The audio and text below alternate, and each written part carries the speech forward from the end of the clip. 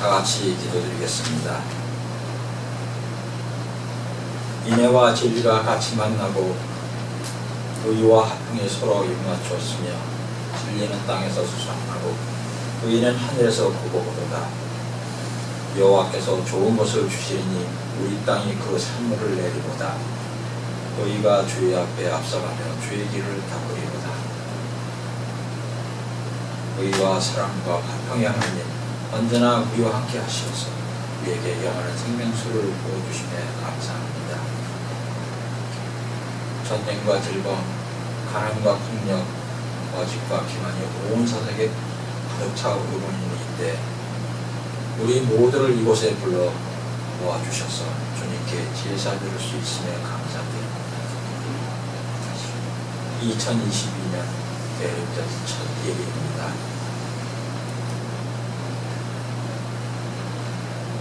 우리는 지금까지 등불을 들고 있으나 기름을 준비하지 않은 신부들과 같은 모습이 아니겠지 저희들은 들어봅니다. 올해는 등불을 들고 있을 뿐만 아니라 기름을 충분히 준비해서 주님을 맞을 수 있는 저희 모든 성도가 되어지기를 간절히 기도합니다. 저희 모두가 과연 그렇게 되지 않기를 감수요하는 마음으로 저희들이 함께 모일 수 있습니다. 늘 보이는 것이 전부가 아니고 우리가 생각하는 시간이 전부가 아님을 깨닫고 항상 이곳에서 주님을 바라보게 하옵소서. 지금 이 시간 이곳에서 드린 제사가 어느 때보다 정결한 마음으로 나아가는 우리 모두가 되어지기를 간절히 기도합니다. 그 마음 가운데 그 옛날 김만 박사의 지혜가 맑은 영혼을 가졌던 목자들의 귀가 합자되어 예수의 탄생을 기다리는 우리 모두의 모습이 되게 하옵소서. 서로 사랑하며 인내하며 모두를 긍휼히 여기며 작은 자들을 섬기며 사랑하는 제자 공동체가 이루어지기를 기도합니다. 이 공동체가 그 옛날 예수님이 탄생하신 마국간이 되게 하여 주옵소서. 지금도 세상 곳곳에서 그러한 복음을 전하고 계시는 모든 선교사들과 그의 가족들을 지켜주셔서 저들의 헌신이 이 세상에 빛이 되기를 간절히 기도합니다. 이제 말씀으로 나아갑니다. 전하시는 목사님에게 성령 충만케 하셔서 어느 것 하나도 땅에 떨어지지 않고 모든 영혼을 깨우는 역사가 있게 하옵소서. 우리를 죄악에서 구원하시고 영원으로 인도해 주실 예수 그리스도의 이름으로 간절히 기도합니다. 아멘. 하늘에 계신 우리 아버지여, 이름이 거듭나시옵소서. 나라를 주시옵소서. 뜻이 하늘에서 같이 땅에서 이루어지듯이 우리에게 일을 주시옵소서. 우리가 우리에게 지신 자를 사하여 주옵소서. 같이 우리의 죄를 사하여 주시옵소서. 우리를 시험에 주옵소서. 나라와 권세와 영광은 세상에 영원히 있사옵나이다.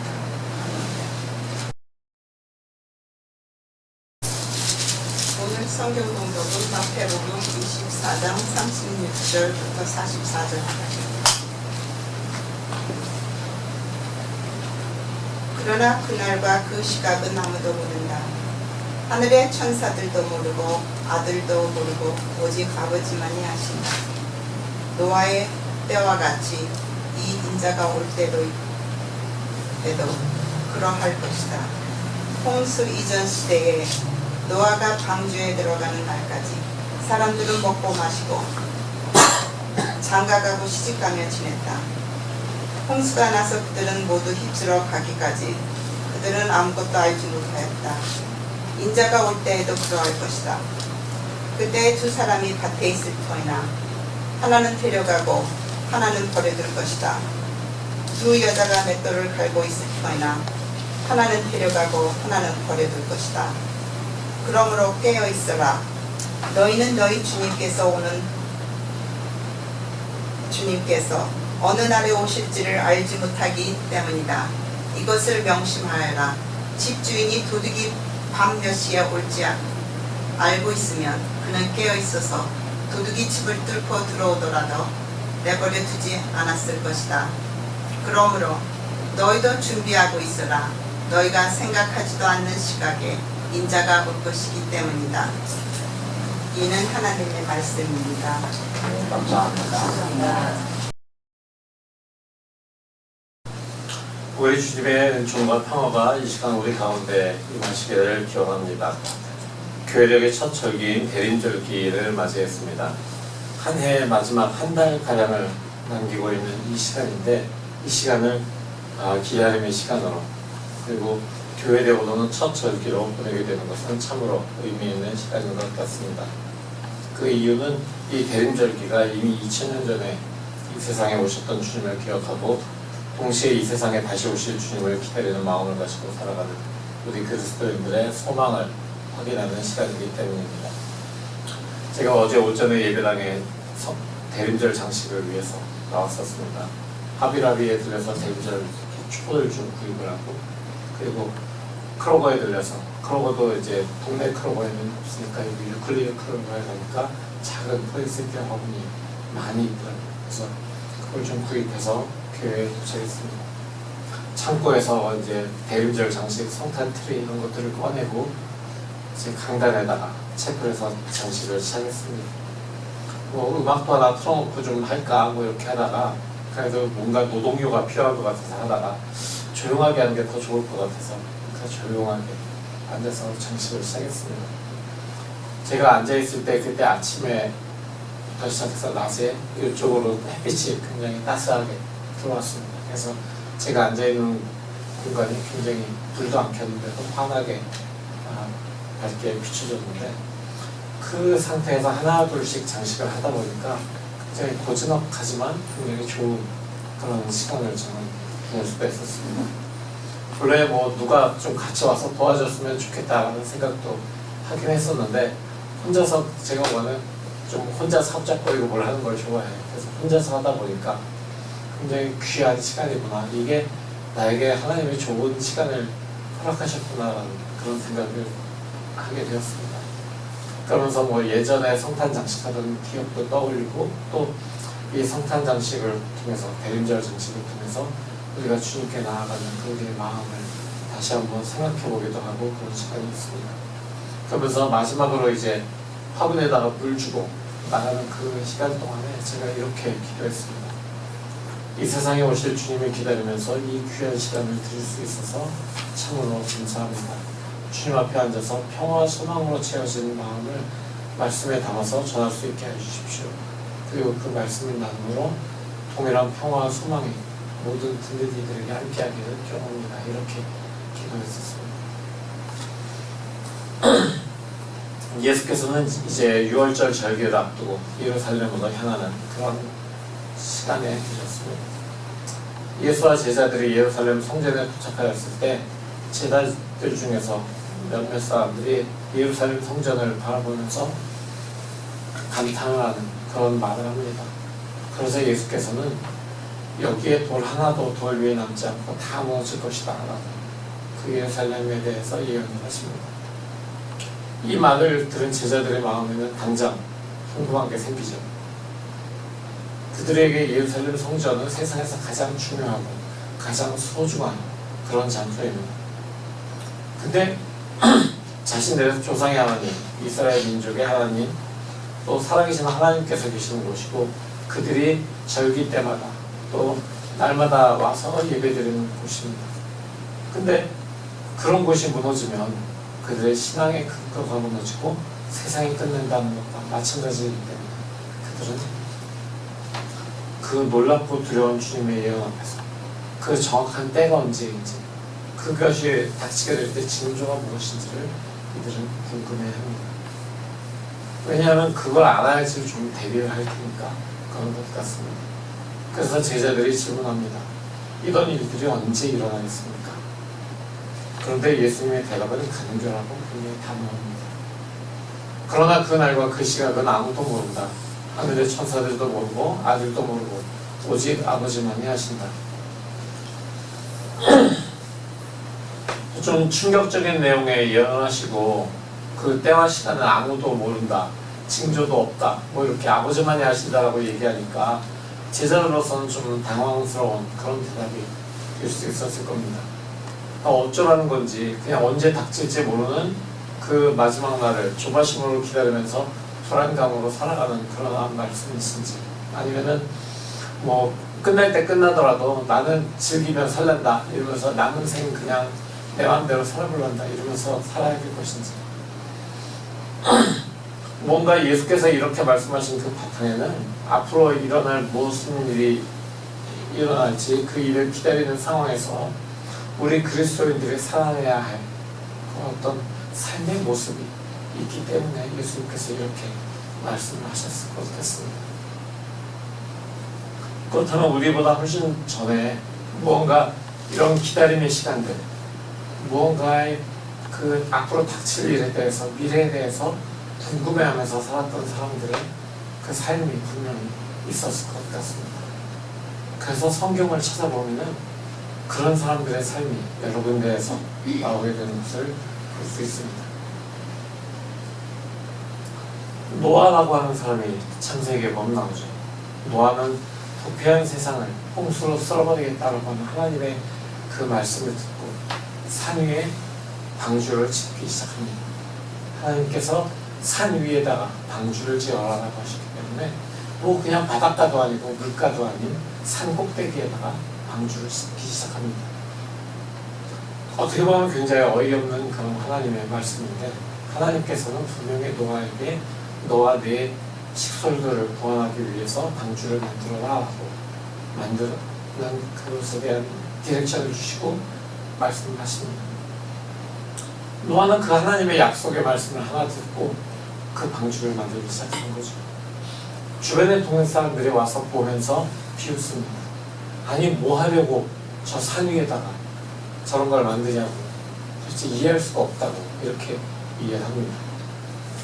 그렇게 사람들이 와서 야지를 놓고 비난을 하는 그런 가운데 노아는 꾸준히 인내로 방주를 만들어 갑니다. 노아 이후에 나오는 사람들 중에서 아브라함이라는 사람이 있습니다. 아브라함은 하나님으로부터 어느 날 말씀을 듣죠. 그것도 친척 아비 집을 떠나서 내가 네게 지시하는 곳으로 가라. 젖과 꿀이 흐르는 땅으로, 그곳으로 내가 널 인도하겠다는 그 말씀 하나를 듣고 그는 자기 고향을 떠나서 모든 친척들을 떠나서 길을 떠납니다. 그가 길을 떠나서 언제 가나안에 정착했는지 우리가 창세기 기록을 보면 알지만 굉장히 오랜 시간에 그 세월이 필요했습니다. 그리고 그에게는 후손이 없었기 때문에 하나님께서 그에게 아들을 주시겠다라고 약속하시죠. 근데 그 아들을 주시겠다는 약속도 바로 그 약속이 실행이 된 것이 아니라 오랜 시간이 걸렸습니다. 그 오랜 시간을 걸리면서 아브라함이 순전하게 그 약속을 계속 기다렸느냐? 그렇진 않아요. 아브라함도 사람이기 때문에 그 약속을 기다리다가 안 되겠다. 나의 아내가 되고 있는 몸종에게서 내가 자손을 낳아야겠다는 생각을 하고 사라의 여종 하갈에게서 이스마엘을 낳게 되죠. 그리고 그 이후에 이제 하나님께서 약속하신 이삭을 얻게 됩니다. 그 다음에 아브라함의 손자뻘인 야곱도 마찬가지입니다. 야곱이 아버지와 자기의 형을 속인 것 때문에 집을 떠나서 삼촌에게로, 외삼촌에게로 길을 떠납니다. 외삼촌에게 길을 떠나서 그는 그곳에서 라반에게서 종과 같은 생활을 시작합니다. 종과 같은 기약 없는 생활을 계속해서 있다가 그가 하나님께서 돌아가시겠다고 하는 그 약속을 이제 받아서 다시 고향으로 돌아가게 되죠. 그 오랜 세월들이, 그 인고의 세월들이 그에게는 참 어떻게 보면 지옥 같았을 것입니다. 형과 그 형제들의 질투에 의해서 노예 상인들에 의해서 팔려간 요셉도 마찬가지였습니다. 그도 이집트로 팔려가서 거기에서 노예로 지내면서 또 모함으로 인해서 옥에 갇히게 되고 그 모든 시간을 지내면서 그의 머릿속에 그의 기억 속에 있었던 것은 하나님께서 그의 어린 시절에 그에게 꾸게 하셨던 그 꿈이었습니다. 그렇기 때문에 그 꿈 때문에 그는 계속해서 그 모든 시간들을 견뎌낼 수 있었습니다. 신약의 복음서에도 오랜 시간을 기다린 사람들이 나옵니다. 누가복음 2장에 보면 시므온이라고 하는 사람이 나옵니다. 아주 나이가 많이 든 사람이었는데 그는 하나님께서 주님께서 세우신 그 사람을 내가 보고서 죽을 것이다 라고 한 그 약속을 믿으면서 계속해서 오랜 시간을 살아내었습니다. 그가 마침내 성령의 지시대로 하나님께서 세우신 사람 예수 그리스도를 만나게 되고 하나님께 찬양을 돌리면서 영광을 돌립니다. 그가 몇 살까지 더 살았는지는 알 수 없지만 그는 하나님께서 세우신 메시아를 볼 때까지 그 오랜 시간을 참으면서 기다렸던 것입니다. 그렇습니다. 이 모든 기다림의 결과에는 하나님의 약속이 이루어진 것으로 마무리된 것을 우리는 성경의 기록을 통해서 보게 됩니다. 이 사람들 외에도 많은 사람들이 하나님의 약속을 받고 오랜 기다림의 시간들을 거쳐야 했습니다. 이들이 때로는 극심한 고통 속에서 신음하고 때로는 앞이 보이지 않는 미래를 향해서 걸음을 걸어갔습니다. 때로는 실패와 좌절 속에서 길을 잃기도 했습니다. 약속을 믿지 않고 불신하며 다른 길로 잠시 방황하기도 합니다. 그러나 마침내 그들은 하나님의 약속이 성취되는 것을 경험하게 되었습니다. 기한이 정해지지 않는 기다림, 그것은 고통과 인내의 시간일 수 있습니다. 시간이 걸려도 이루어질 것이 확실하다면 내년 5월까지는 모든 일이 이루어질 거야 라고 하는 어떤 기한이 딱 정해져 있다면 그렇다면 그때까지는 어떻게든지 우리가 버텨보지 라는 그런 심정으로 버틸 수 있지만 그때가 언제인지 그 시간이 언제일지 모르는 상황에서 그냥 기다려야 된다라고 하는 것은 어떻게 보면 굉장히 잔인한 그런 약속일지도 모릅니다. 그러나 노아에게, 아브라함에게, 야곱과 요셉에게 또 시므온에게 무엇이 있었기 때문에 그들은 그 기다림의 시간을 그렇게 잘 살아낼 수 있었을까요? 그 공통점이 무엇인가? 그것은 첫 번째로는 하나님의 약속, 하나님의 말씀이 있었다는 것입니다. 약속이라고 하는 것은 반드시 이루어질 것을 전제로 하는 것입니다. 약속을 하는 주체가 있고 그 약속을 받는 사람이 대상이 있습니다. 약속을 하고 있는 그 주체가 지금 하나님이십니다. 이 모든 사람들에게 약속을 하시는 분은 하나님이셨습니다. 하나님의 약속은 그 약속을 주신 분이 하나님이시라는 것, 그렇기 때문에 그 약속이 반드시 이루어질 것이라는 것, 하나님께서 이루실 것이라는 그 약속이, 그 소망이 함께 주어진 것입니다. 바로 그 약속 성취의 소망이 함께 주어진다는 것, 이것이 굉장히 중요한 부분입니다. 소망이 있기 때문에, 그 약속을 주신 분이 하나님이시기 때문에, 하나님이 이루실 것이기 때문에 그 약속의 의미가 주어지고 그 모든 기다림의 시간을 인내로 견뎌낼 수 있는 것입니다. 이루어질 것이 확실하기 때문에 한순간 포기로 시간을 보내는 것이 아니라 소망 중에 인내할 수 있는 것입니다. 기나긴 기다림 끝에 약속의 성취를 마주하게 된 그런 사람들에게는 하나님의 약속이 있었습니다. 내가 이루겠다라고 하는 바로 그 하나님의 말씀만입니다. 기다림의 약속의 성취로 맞이한 사람들에게 있었던 어떤 두 번째 이유, 그것은 하나님이 어떤 분이신지 그들이 알고 있었다라는 것입니다. 하나님의 약속을 받은 이 사람들은 하나님을 알고 있던 사람들입니다.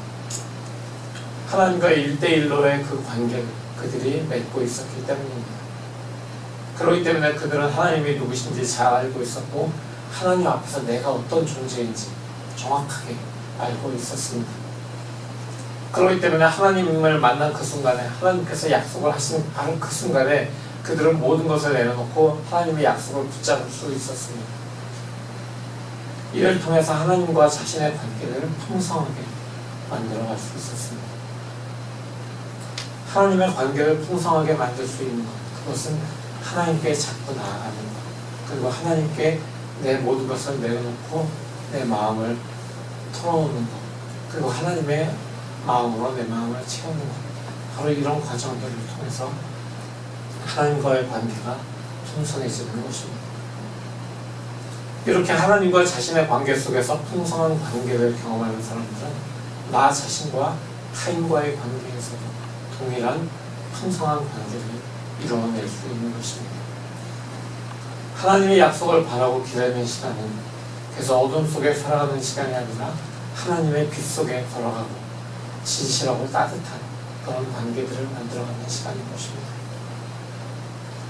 대림절기 첫 주일을 맞이하면서 설교 준비를 하면서 성서 일과의 본문들이 어떤 이야기를 하고 있는지 저는 쭉 읽어보게 됩니다. 근데 성서 일과에 보면은 구약의 말씀도 있고 시편의 말씀, 복음서의 말씀, 또 신약 성서의 말씀들이 계속 이어집니다. 근데 그 모든 성서들 가운데, 성서일과 본문 가운데에서 공통적으로 이야기하고 있는 것이 두 가지가 있었습니다. 첫 번째는 이사야와 시편 본문에 나온 것이었는데 그것은 주님의 집으로 나아가자라는 것이었습니다. 약속의 성취를 소망으로 바라는 사람들, 그리고 약속의 성취 속에서 관계를 풍성하게 만들어가는 사람들, 이 사람들에게 오늘 성서일과는 공통적으로 주님의 집으로 나아가자라고 이야기합니다. 세상은 혼란스럽고 온갖 잡스러운 주장들이 난무하고 또 조잡한 방식으로 사람들의 눈과 귀를 가리려고 하는 그런 시도가 일어나고 있습니다. 재구실을 해야 될 종교가 오히려 사람들을 가로막고 있습니다. 이런 상황에서 오늘의 성서일과는 우리에게 주님의 집으로 올라가자라고 이야기합니다. 주님의 집으로 올라가는 것이 왜 중요할까요?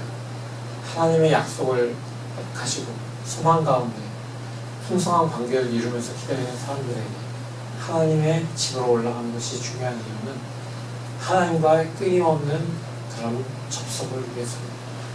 하나님과 끊임없이 연결되는 그런 삶, 쉽게 말하면 예배로 나아가고 기도로 나아가고 말씀 속에서 하나님께 자꾸 나아가는 그런 우리의 삶을 지속해라라고 하는 것을 오늘 성서일과에서 이사야와 시편 이야기해주고 있는 것입니다. 두 번째로 성서일과에서 우리에게 이야기해주는 내용이 있었습니다. 그것은 빛으로 걸어가라 또는 빛의 갑옷을 입어라 라고 하는 이야기였습니다. 이사야 2장과 로마서 13장에 공통되게 말하고 있는 내용이었습니다.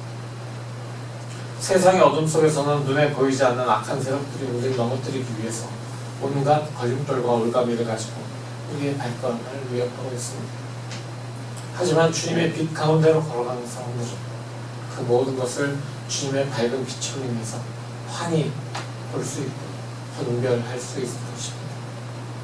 빛 가운데로 걸어가는 삶이라고 하는 것은 예수 그리스도를 못 잊는 삶이라고 우리는 말할 수 있습니다. 그리스도의 걸어가신 길을 걸어가면서 주님을 닮아가는 삶을 살아내는 것입니다. 그러니까 주님의 전으로 나아가는 것이 우리의 영적인 생활을 풍성하게 하고 우리의 영적인 그런 토대를 굳건하게 하는 것이라면 빛으로 걸어가는 것, 빛의 갑옷을 입는 것, 예수 그리스도를 옷 입는 그 삶은 우리의 삶의 그 모습이 우리의 영적인 그 토대 위에서 세워져 가는 것을 의미하는 것입니다. 그러니까 우리의 영적인 삶과 우리의 실제 삶이 동떨어진 것이 아니라 서로 결합된, 연합되어지는 것을 말하고 있는 것입니다. 오늘 본문에서 예수께서는 깨어있으라라고 하는 명령을 제자들에게 하고 계십니다. 깨어있는 것, 그것은 하나님의 약속을 소망 가운데 인내를 기다리면서 자꾸 주님께로 나아가는 것, 주님의 집으로 올라가는 것입니다. 주님의 집을 향하여 걸어가고 예수 그리스도를 옷 입는 빛으로 옷 입는 것입니다. 이 세상의 종말이 언제 올지 알 수 없지만 그때와 시간에 관심을 두는 것보다는 우리 주변의 사람들이 함께 주님의 빛으로 걸어갈 수 있도록 애씁니다. 바로 그런 삶을 사는 것을 지금 주님께서는 깨어있으라라고 하는 그 한마디만 우리에게 말씀하고 계십니다. 그 삶을 소망 가운데 인내로 살아가는 것을 말씀하고 계십니다. 바로 이것이 주님이 우리에게 요구하시는 기다림의 자세입니다. 사랑하는 성도 여러분, 삶은 뜻대로 되지 않을 수가 있습니다. 기쁘고 행복한 시간도 있습니다. 하지만 절망감에 사로잡히지 않기 위해서 안간힘을 다해서 버텨야 될 때도 있습니다. 완벽한 삶은, 평탄한 삶은 애초부터 가능한 것이 아닙니다. 다만 우리에게 주신 시간을 값지게 살아가는 비결, 우리에게 주어진 그 약속을 끝까지 소망 중에 우리가 인내로 그 성취를 바라며 나아가는 그런 삶을 주님께서는 오늘 말씀을 통해 성경에 나오는 모든 믿음의 선조들의 삶을 통해서 우리에게 말씀하고 계십니다. 마음과 목숨과 뜻과 힘을 다해서 하나님을 사랑하는 것, 그리고 그와 똑같이 이웃을 사랑하는 것, 그것이 우리에게 이 기다림의 시간을 살아가는 그 삶의 모습을 주님께서 간단하게 설명해 주신 바로 그 내용인 것입니다. 그것이 우리가 하나님 안에서, 주님의 성령 안에서 깨어있는 삶인 것입니다. 주님의 오심이 다가오고 있습니다. 주님께서 메시아로 혹은 심판자로 다시 오실 주님을 기다리는 것, 그것은 하나님을 경외하고 이웃을 사랑하는 것, 바로 그 삶을 살아내는 것입니다. 그것이 하나님 나라를 꿈꾸는 사람들이 바로 지금 여기에서 이루어야 될 그 모습인 것입니다. 그래서 이 세상의 마지막에 주님이 오시는 그 기다림을 우리는 소망 가운데 인내로 기다리는 그런 사람들이 되어야 되는 것입니다. 주님을 기다리는 이 계절, 항상 깨어서 빛 가운데 걸어가는 그런 우리 모두가 되기를 성부상자 성령의 이름으로 기원합니다. 아멘. 오늘 이 말씀을 가지고 우리가 이렇게 기도하기로 합니다. 주님, 우리가 성령 안에서 깨어있기로 합니다. 이 기다림의 계절에 주님이 오시는 그 모든 시간들을 우리가 소망 가운데 기다리겠습니다. 소망의 왕으로 오시는 주님을 기다리면서 우리가 그 소망을 놓치지 않고 계속해서 전하며 기다리겠습니다. 이렇게 기도하겠습니다. 다 같이 기도하겠습니다.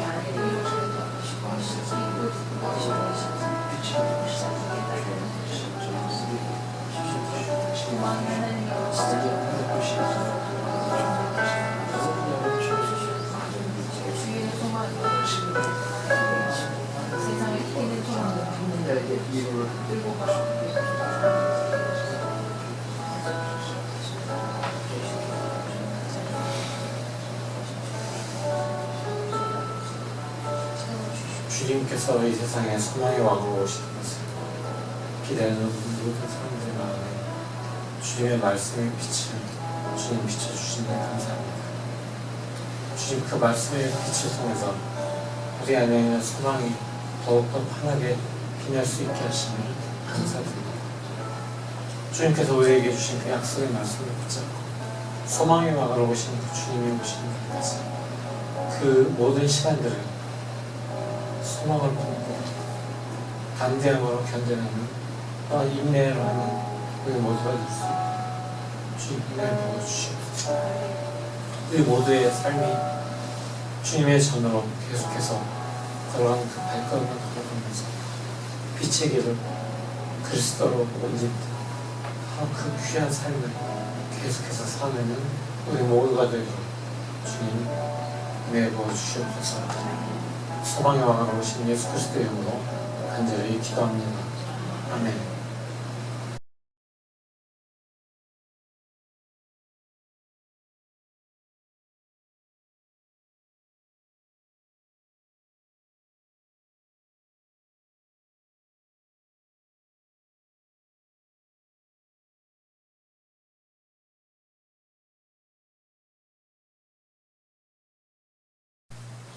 이제는 우리 주 예수 그리스도의 무한하신 은혜와 아버지 하나님의 지극하신 사랑하심과 성령의 내주하심과 역사하심이